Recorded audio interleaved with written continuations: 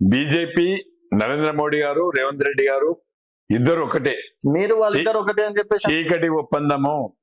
నరేంద్ర మోడీ గారు ఈ రోజున్న నరేంద్ర మోడీ గారి బెస్ట్ బ్లెస్సింగ్ తోనే ఇవాళ రేవంత్ రెడ్డి గారు ముఖ్యమంత్రిగా ఉన్నారు.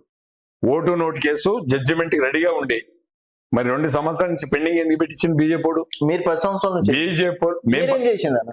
మేము పెండింగ్ పెట్టలేదు, అది కోర్ట్ ప్రాసెస్. ఇవాళ నేను కూడా 67 కేసులు నేను నా మీద నేను తిరుగుతున్నా.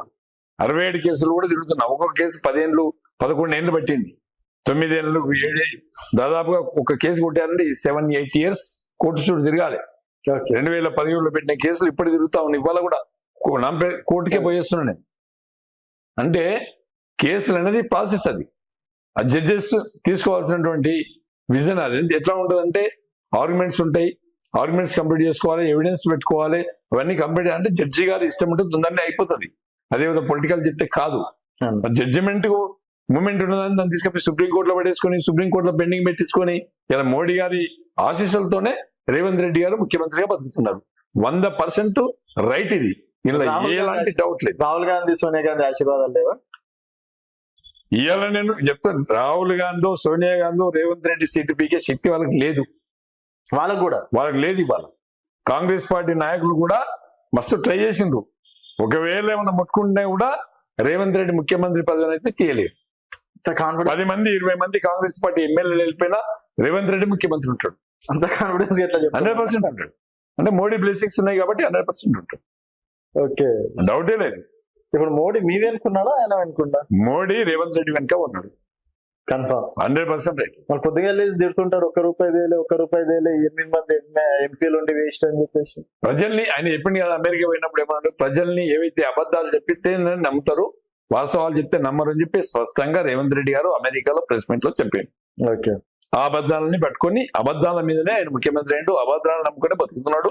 అబద్ధాలతోనే ఆయన ముఖ్యమంత్రి పదవి కాపాడుకుంటాడు. నేను స్ట్రేట్ గా క్వశ్చన్ అడుగుతున్నాను, సరే మీ పాత మిత్రుడు కావచ్చు, అంటే రేవంత్ రెడ్డి గారు ముఖ్యమంత్రిగా మొత్తానికి 0 అయ్యారు, ఏం చేయట్లేదా? ఈ 1.5 సంవత్సరం కాలంలో తెలంగాణకి ఏం చేయలేదా? మరి ఆయన్నే అడిగారు.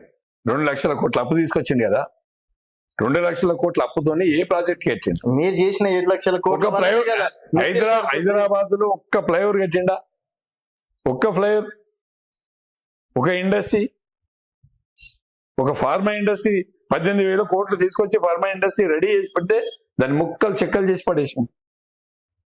ఫార్మాసిటీకి 18,000 ఎకరాలు ల్యాండ్ ఎక్వేషన్ చేసి రెడీ పెట్టిన పోయిన గవర్నమెంట్ దాన్ని ఓపెన్ చేస్తే వేరే ఇండస్ట్రీస్ వచ్చేది, లక్షల మందికి ఎంప్లాయ్మెంట్ వచ్చేది. ఎక్కడ? ఆడ గచ్చిబౌలిలో 400 ఎకరాలు ఉండి ఏదో డెవలప్ చేయడానికి తీసుకుంటే మీరే కోట్ల కేసేసి మీరే దాన్ని అది చేసి ఏం చేసినా కోట్ల రాయి తీయనోడు ఏట్ల రాయి తీసినట. 18,000 ఎకరాలు ల్యాండ్ ఎక్వేషన్ చేసి ఫార్మాసిటీకి అందరితో అగ్రిమెంట్ చేసుకుని రెడీగా పెట్టినాం. దానిలో కంటిన్యూ చేస్తే కొన్ని వందల ఫ్యాక్టరీలు వచ్చేసి లక్షల ఎంప్లాయ్మెంట్ వచ్చేది. దాన్ని ఎందుకు పక్కన పెట్టినావు? ఈ అడవి భూములు పట్టుకొని యూనివర్సిటీ భూమి పట్టుకొని ఎందుకు ముందుకు వచ్చినావు? సుప్రీంకోర్టు గట్టిగా మందలించింది. ఇంకా దానికోసం మాట్లాడు. అంటే మీరు కేసీఆర్ భజన చేసి చేసి చేసి మీకు కేసీఆర్ తప్ప వేరే వాళ్ళు ఎవరు కనిపించట్లేదు అంటున్నారు. నేను చెప్పానండి, ఎవరి భజన చేయాల్సిన అవసరం నాకు లేదు. ప్రజల మధ్యన ఉండి ప్రజల కోసం పనిచేసేటువంటి తత్వంతో పనిచేస్తుంటాము. అధికారం ఉన్నా లేకున్నా, అధికారం ఎక్కడుంటే అక్కడ ఎగబాకే నాయకులు ఉన్నటువంటి ఈ రోజులలో అధికారం కోసం కాకుండా ప్రజల కోసం బతికే నాయకులలో పనిచేస్తున్నాం. ఓకే, ఆయన మీకు కార్పొరేషన్ చైర్మన్ రావడం అనేది జరిగింది అటవీ శాఖకి. సో మీరు న్యాయం చేసిండ్రు అన్న గుండెల మీద చేసుకుని 100% రైట్. నేను ఫారెస్ట్ కార్పొరేషన్ చైర్మన్ అయిన రోజు 8 కోట్ల రూపాయల అప్పులలో ఉండేది. దాన్ని నేను బయటకు వెళ్ళిన నాడు దాదాపు 500 కోట్లు డిపాజిట్ చేసి బయటకు వచ్చింది. ₹1 లేదంతా నాగేసిపోయినారు అని చెప్పేసి అంటున్నారు. కార్పొరేషన్ లో ఫారెస్ట్ కార్పొరేషన్ తెలంగాణలో ఇప్పుడు ఇవాళ కూడా 500 కోట్లు డిపాజిట్ అయి ఉన్నాయి. ఎవరిని కావాలంటే రేపు పొద్దున పోయి ఫారెస్ట్ కార్పొరేషన్ లో ఆర్టీఆర్ కింద పెట్టి తీసుకోవచ్చు. నేను దాదాపు ఒక 10-15 మంది కార్పొరేషన్ చైర్మన్ లను ఇంటర్వ్యూ చేసినాను. ప్రతి ఒక్కరు ₹1 కూడా నేను చెప్పిన ఫారెస్ట్ కార్పొరేషన్ లో 4 సార్లు భోజనం చేసిన తప్ప ₹100 కూడా ఫ్రాడ్ చేయలేదు. ₹100 కూడా వేస్ట్ ఎక్స్పెండిచర్ చేయలేదు. ఓకే, అక్కడ ఉన్నటువంటి ఎంప్లాయీస్ కూడా బాగా కష్టపడి పనిచేసినారు.